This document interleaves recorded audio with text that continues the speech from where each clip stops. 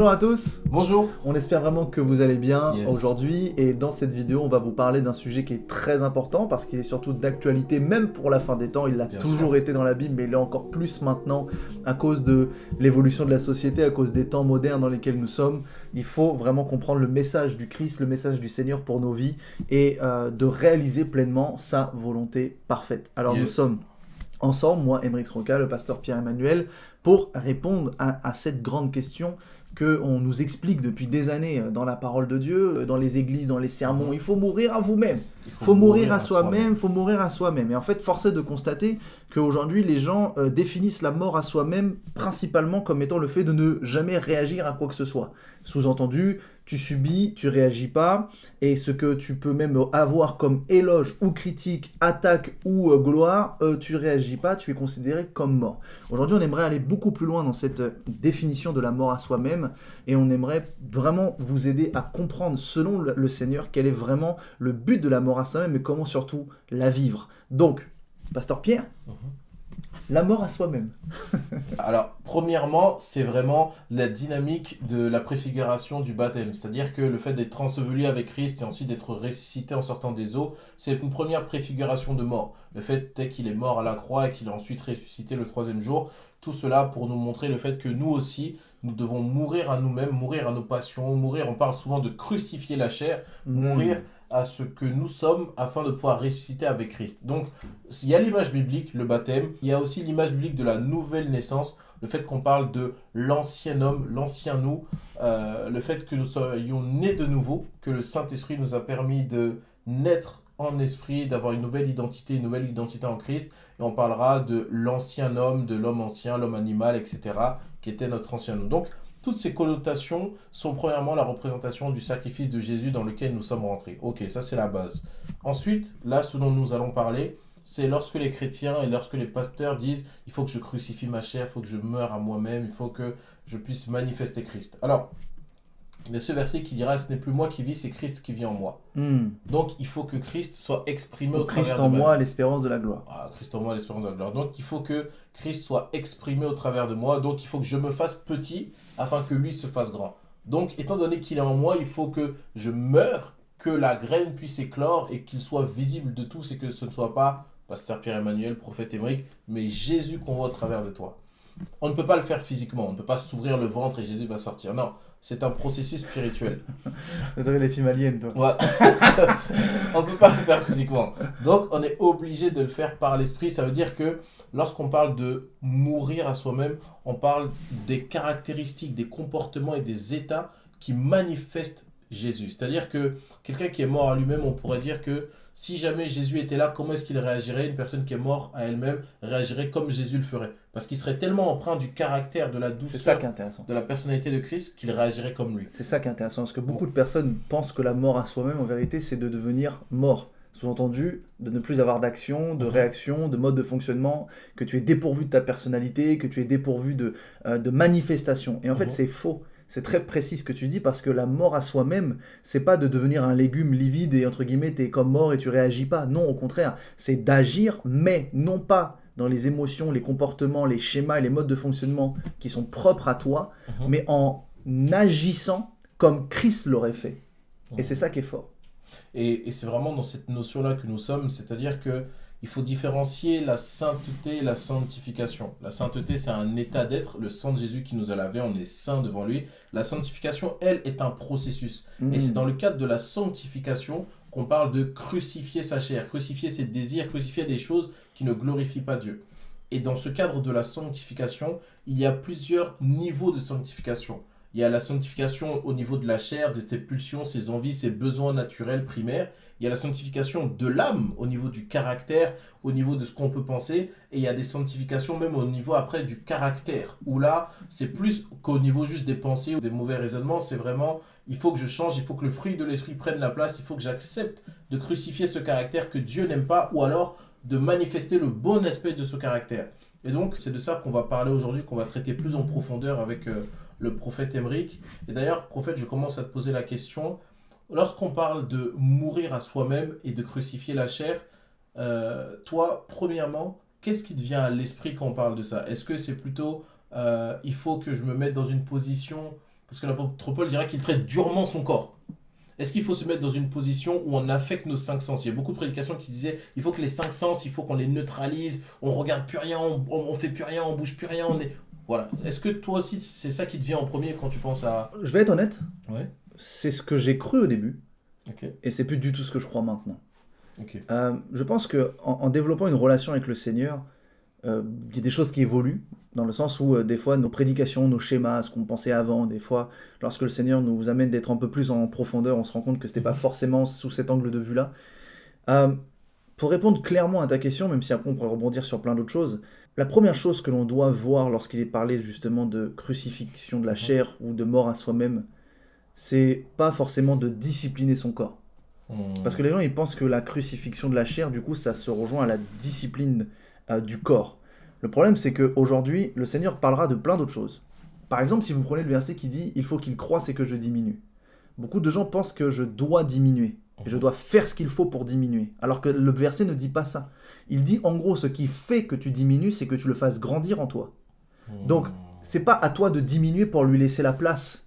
C'est de le laisser prendre plus de place, et parce qu'il prendra plus de place, alors tu diminueras. Tu vois, c'est ça le contexte des choses. Beaucoup de gens veulent produire l'effort de la crucifixion de la chair, l'effort de la discipline, l'effort de marcher pieusement, etc. Alors qu'en vérité, la seule chose qu'il faut faire, c'est laisser Christ grandir en toi. Et parce que tu laisses Christ grandir en toi, alors tu diminueras. Et donc ça revient à prendre en considération que ce n'est plus moi qui vis, c'est Christ qui vit en moi parce que je lui laisse la place. Et tu vois, lorsqu'il est question de revêtir, tu parlais dans une autre vidéo, revêtir l'incorruptibilité, c'est-à-dire revêtir la nature parfaite divine qui permettra de glorifier le corps. Ça, c'est un fait.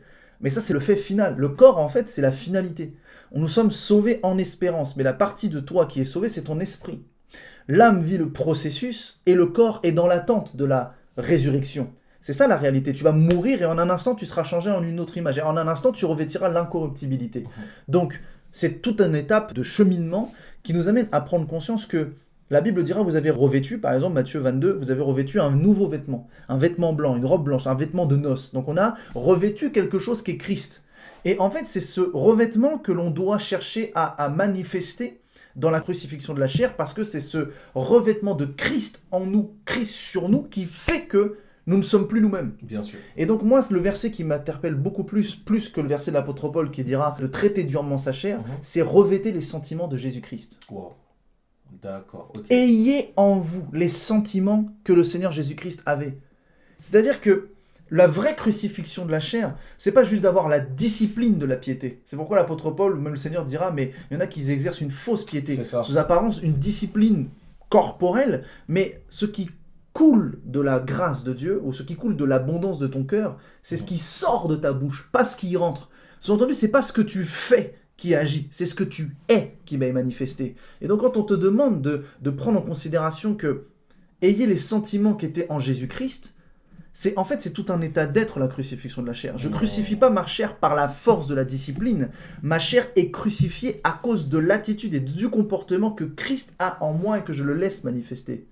Pour moi, c'est beaucoup plus ça. C'est beaucoup plus profond, la crucifixion de la chair. C'est pas juste un train de vie. C'est pas juste une discipline. Même si ça en fait partie. En fait, ça, c'est une aide. C'est un outil. C'est-à-dire que si tu es proche de Christ, si tu as les sentiments de Christ, si tu es capable d'agir comme lui, en esprit, dans ton âme, en pensée, en sentiment, en émotion, en agissement d'être, alors tu en auras les comportements physiques. Tu n'as pas besoin d'avoir les comportements physiques pour t'approcher de Christ, mais parce que tu t'approches de Christ, alors tu agiras comme lui. Et donc la discipline de la chair devient facile parce que tu t'es approché de lui d'abord par l'être de Christ. Tu es ce qu'il est, alors tu feras ce qu'il fait. Wow. Et c'est pour ça, en fait, la raison pour laquelle aussi l'apôtre Paul dira « je traite durement ma chair », c'est parce que lui, il était capable d'identifier quelque chose que beaucoup de personnes ne savent pas faire pour la crucifixion de la chair. Il nous donnait un enseignement remarquable. Il était capable de connaître ses faiblesses. Hey! Il était capable de connaître ses faiblesses. Parce qu'il est capable de dire « j'ai envie de faire ce qu'il ne faut pas faire ». Parce qu'il est capable de dire « je traite durement ma chair », ça sous-entend que sa chair a été durement tentée. Elle est là la réalité. Les tentations ne sont pas les mêmes pour tout le monde parce qu'on n'a pas les mêmes combats pour chacun. Bien sûr.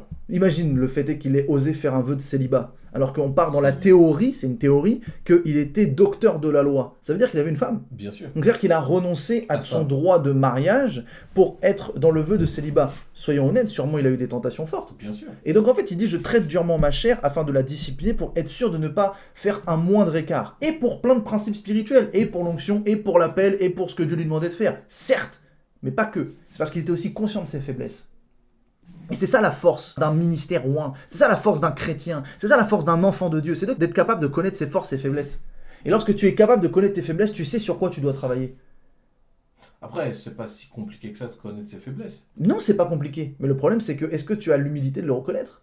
Ou est-ce que tu te voiles la face ? Ou est-ce que tu cherches à les combler par un effort physique, alors qu'en vérité, ça se comble par la proximité que tu as avec Christ ? Alors après, oui, c'est paradoxal, c'est qu'on a ce verset dans Romains chapitre 6, verset 13, qui dira « Ne livrez pas vos membres au péché comme des instruments d'iniquité, mais donnez-vous vous-même à Dieu comme étant vivants de mort que vous étiez, et offrez à Dieu vos membres comme des instruments de justice. » Il y a cette notion d'offrir à Dieu ses membres, d'offrir à Dieu son corps physique comme des instruments de justice. Et donc ça veut bien dire qu'il y a aussi un choix personnel, et s'il y a choix, ça veut dire qu'on est libéré du péché. Bien sûr. Parce que, effectivement, on est dans cette sainteté. Mais donc, ça veut dire que même le premier pas pour sortir du péché, pour marcher vers la sanctification, il est personnel. Donc, quelque part, c'est ta volonté perso. Oui, mais ça se revient à quoi ? Ça revient à se livrer à Dieu. Bien sûr, c'est ça. C'est quoi se livrer à Dieu ? Lui faire confiance, le faire grandir, et que c'est lui qui... Se livrer à Dieu, c'est s'abandonner dans lui, en fait. C'est s'abandonner dans lui. La notion de la crucifixion, la notion de la mort à soi-même, c'est d'accepter le fait que tu es abandonné pleinement en lui. Que tu vis en lui et que tu es en lui et que lui est en toi. Pourquoi Jésus dira « Celui qui a vu le Père m'a vu ». Nous sommes un. Je suis dans le Père est en moi. C'est une notion de démonstration que je vis en Dieu et Dieu vit en moi. Donc, se livrer à Dieu, c'est vraiment un abandon total de son être personnel.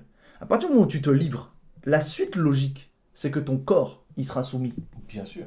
Donc, bien évidemment, je ne parle pas du fait qu'il n'y a pas de choix à faire. Okay. Je dis bien depuis le début que revêtez les sentiments de Christ, il faut le faire.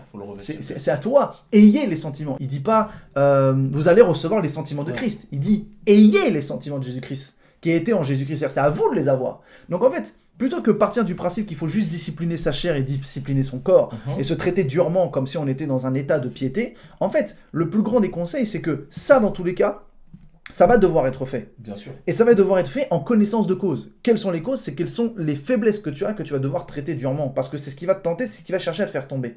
Mais une des plus grandes caractéristiques d'une personne morte à elle-même, c'est pas qu'elle traite durement son corps, c'est qu'elle est comme Christ. Elle agit comme Christ, et pas que dans le corps, mais aussi dans l'âme, et aussi dans l'esprit, et aussi dans la parole, et aussi dans la pensée, dans les émotions, dans la gestion même de sentiments. Tout ton être agit comme Christ. C'est pas que la consécration. C'est l'état du cœur, c'est l'état de l'âme, c'est l'état de tes pensées, c'est l'état de ton être. Et c'est pourquoi le verset qui dit qu'il faut que Christ grandisse et que toi tu diminues. Parce que en fait, ce processus-là de oui, tu peux te discipliner à un certain point. Mais être comme Christ en état d'être, tu peux pas le faire par toi-même. Tu dois laisser Christ le faire.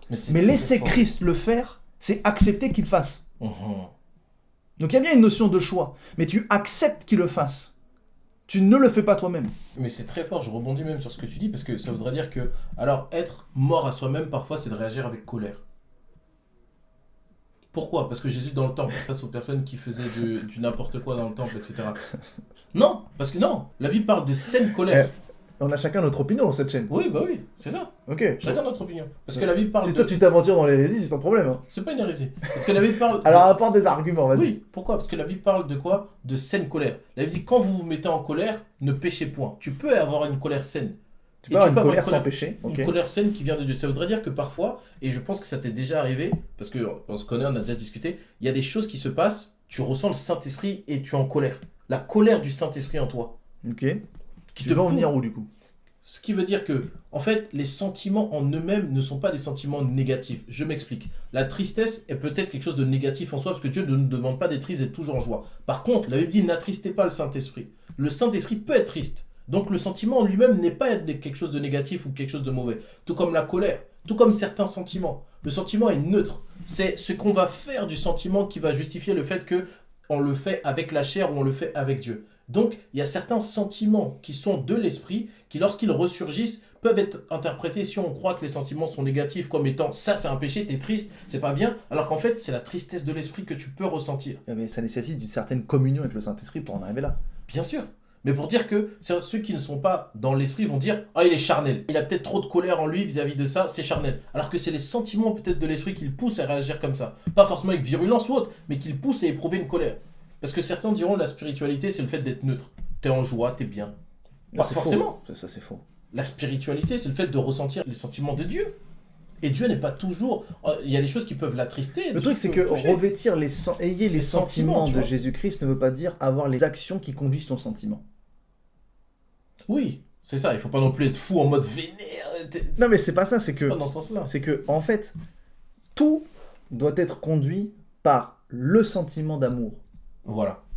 Parce que Christ, si on le prend dans le point de vue de la lettre, son comportement au sein du temple était aussi un système de loi.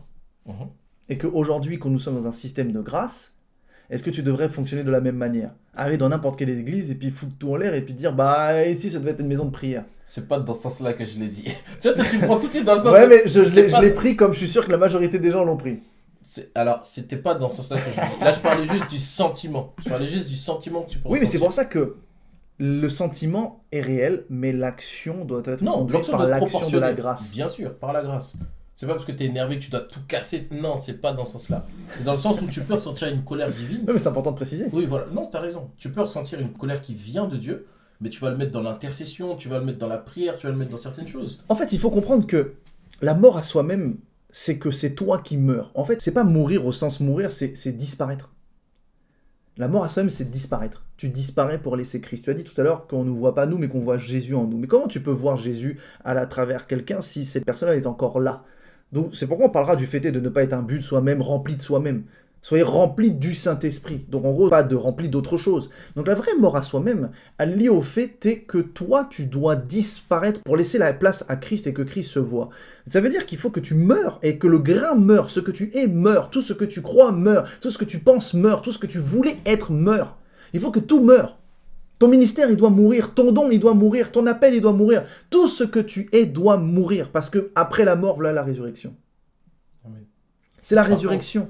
Moi, je mets quand même une petite limite. La quoi? C'est le fait que Dieu t'a quand même donné une personnalité. Il faut pas que ce qu'elle a créé, qui te fait être toi, dans ton esprit, meure ça. Non, la différence entre la notion de la personnalité, c'est que on n'est pas des personnes qui sont dédoublées. Ça veut dire que tu vas pas arriver à un état de mort à toi-même où d'un seul coup tu vas dire « je suis Jésus-Christ ». Tu vois ce que je veux dire? Oui, mais c'est ça. En gros, tu t'effaces au point où la personne après va dire « c'est moi le Christ cosmique ». C'est fini, tu vois. Je suis le Christ cosmique. Je suis revenu parmi vous.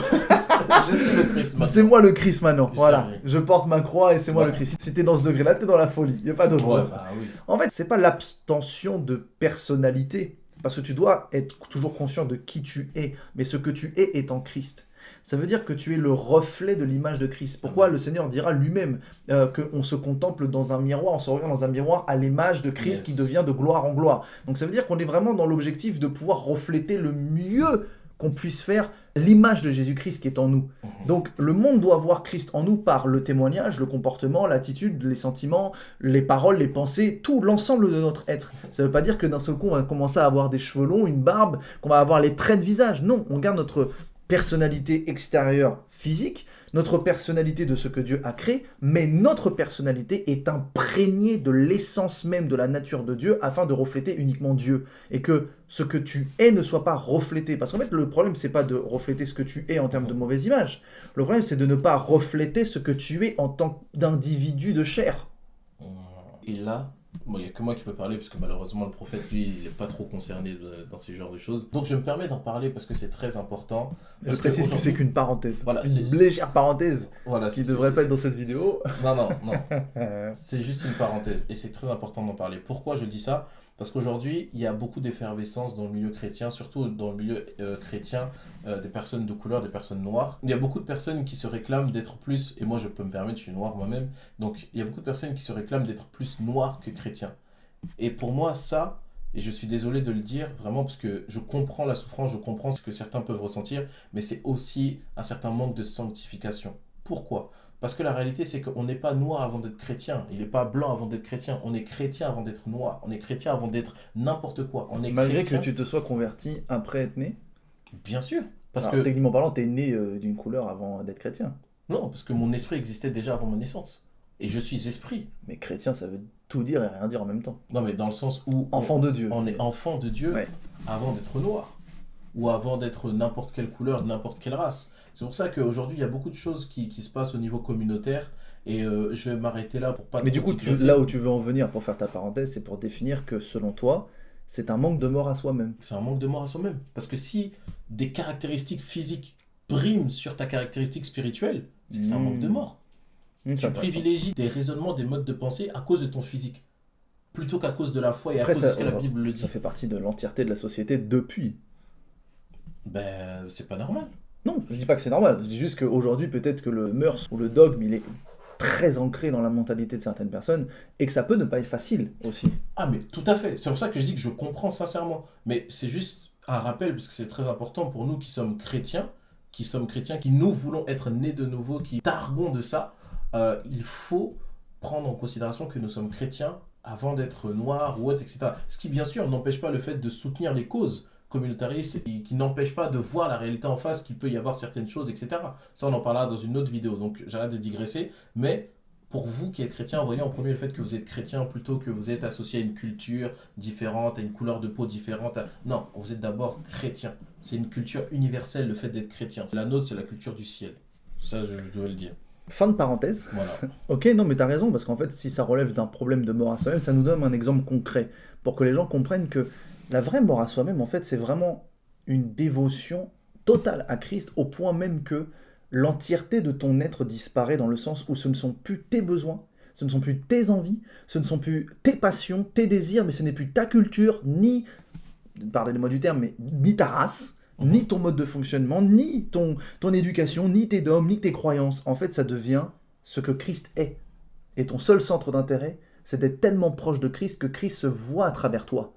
Et c'est ça qui est très important de comprendre. Moi, ce que j'aime pouvoir définir aujourd'hui, c'est que beaucoup de gens pensent que le Saint-Esprit est avec nous. Mais le Saint-Esprit n'est pas avec nous. On ne vit pas avec le Saint-Esprit. On vit par le Saint-Esprit. C'est tellement différent. Tu vois, lorsque l'on dit par la foi, il y a plein de versets qui disent que c'est par la foi que l'on vit, que l'on fait ci, que l'on fait ça. Mais la foi vient de Dieu. La foi vient de ce qu'on entend vient de la parole de Christ. Donc, c'est-à-dire que la foi est à Dieu, la foi est un don. Mais en fait, le Saint-Esprit, il n'est pas venu vivre juste dans ton corps et à côté de ton âme. Il n'est pas venu vivre dans ton âme à côté de ton corps, il est venu vivre dans ton esprit. C'est-à-dire, il vit au milieu de toi. Mais en vérité, ce qui est encore plus fort, c'est qu'il vit au milieu de toi et toi, tu dois vivre en lui. En fait, ça veut dire que si c'est par la foi et qu'on dit marcher par l'esprit, selon l'esprit, ça veut dire qu'en fait, tu ne marches plus selon ta propre convoitise, tes propres désirs, tes propres ambitions, tes propres manières de faire, ta propre manière de penser, plus par ta propre culture sociale, environnementale, etc. Mais tu dois tout marcher par l'esprit et tu vis au travers de l'esprit de Dieu. Donc selon une culture qui est la culture du royaume, selon un mode de fonctionnement qui est le mode de fonctionnement du royaume, selon les pensées de Christ, les actions de Christ, le cœur de Christ. Et c'est ça la vraie mort à soi-même. C'est de comprendre réellement que tu vis par l'esprit de Dieu. Tu vis pas avec l'esprit de Dieu, tu vis par l'esprit de Dieu. C'est pourquoi tu porteras le fruit de son esprit. Tu portes le fruit de son esprit parce que tu vis par lui. Le Saint-Esprit, c'est vraiment le filtre de ta vie, en fait, par lequel tout doit passer. Et donc, si tu vis tout par le Saint-Esprit, ça veut dire que tu dois vivre tout selon le mode de fonctionnement du royaume de Dieu et non plus de cette terre. C'est ça la vraie mort à soi-même. Bah, c'est magnifique alors. Et bah alors, on clôture cette vidéo-là pour juste vous encourager, Voilà. pour vous dire que apprenez vraiment à mourir à vous-même parce que c'est nécessaire dans cette fin des temps. Quand le Seigneur dira beaucoup abandonneront la foi, l'amour du plus grand nombre se refroidira, c'est parce que le verset dans la parole de Dieu dira aussi ils seront égoïstes, fanfarons, amour de l'argent, orgueilleux, égocentriques, ils s'attacheront à des foules de docteurs, ils se feront des fables. Les gens seront ennemis des gens de bien, ils confondront le mal et le bien. En fait, la fin des temps, l'apostasie, la corruption, toute cette période-là est une période qui est extrêmement difficile, dans laquelle vraiment le péché atteint son paroxysme et son maximum. Cela nous amène à prendre en considération que oui, la barre de la fin des temps est haute. Et donc, Bien il sûr. faut résister à toutes ces tentations du monde, de corruption, d'égocentrisme et d'égoïsme, de voir les choses que par soi-même, pour son confort, pour son besoin, de voir Dieu comme un donateur unique, alors que il est plus qu'un donateur, il est une personne. C'est pas un distributeur de canettes, c'est une personne. Et vraiment, cette clé pour la fin des temps, c'est vraiment la mort à soi-même. Pourquoi le Seigneur dira qu'en vérité, la chose qui est la plus nécessaire, c'est de garder son cœur plus que toute autre chose? Parce que du cœur jaillissent les flots de la vie, Yes. l'abondance de vie. Donc ça veut dire que lorsque tu gardes ton cœur afin que Christ soit le gardien de ton cœur, tu décides d'agir comme Christ dans un temps où il est très difficile. Soyons honnêtes, un temps où il est très difficile d'être comme Christ parce que il y a toutes sortes de tentations, toutes sortes de divergences, toutes sortes d'opinions, toutes sortes de modes de fonctionnement, tout type de confort qui te permet de t'attacher à un besoin social, à une réponse de besoin matériel, etc., etc. Et les gens se détachent du vrai discipolat de Christ. Les disciples font un discipolat et sont disciplinés. Donc ça veut dire qu'il faut résister à toutes les tentations de ce monde qui, force est de constater, ont explosé dans cette fin des temps. Que ce soit technologique, que ce soit dans tout n'importe quel domaine, ça a vraiment explosé. Donc, c'est juste pour vous encourager à comprendre qu'est-ce que la mort à soi-même et à réellement le vivre. Priez dans ce sens. Seigneur, Saint-Esprit, je veux vraiment vivre la mort à moi-même, non pas pour moi, mais pour que tu puisses faire ce que tu veux en moi. Et je vis pas avec toi, je vis par toi. Et parce que je vis par toi, alors j'aurai tes sentiments, ta parole, tes pensées, ton trait de caractère, j'aurai tes actions, tes miracles, tes prodiges. Et je ferai de plus grandes choses parce que tu es avec moi et que tu le fais. C'est tellement important de réussir à prier et de demander avec humilité de cœur, Seigneur, je veux vraiment être à ta ressemblance Yes. et être à ton image dans cette fin des temps. C'est la seule clé et la seule garantie qui fera que Dieu se servira de vous pour cette La grande seule et moisson. unique. Voilà, que Dieu vous Que bénisse Dieu vous abondamment. bénisse. Merci encore pour votre présence. N'hésitez pas à Merci. liker, partager, commenter avec nous, en commentant peut-être mort à soi-même. Yes. Que Dieu vous garde Que Dieu et vous que bénisse. vous puissiez encore prendre du plaisir à être avec nous dans cette chaîne YouTube. Foi et révélation pour vous servir. À très bientôt pour de prochaines vidéos. À bientôt.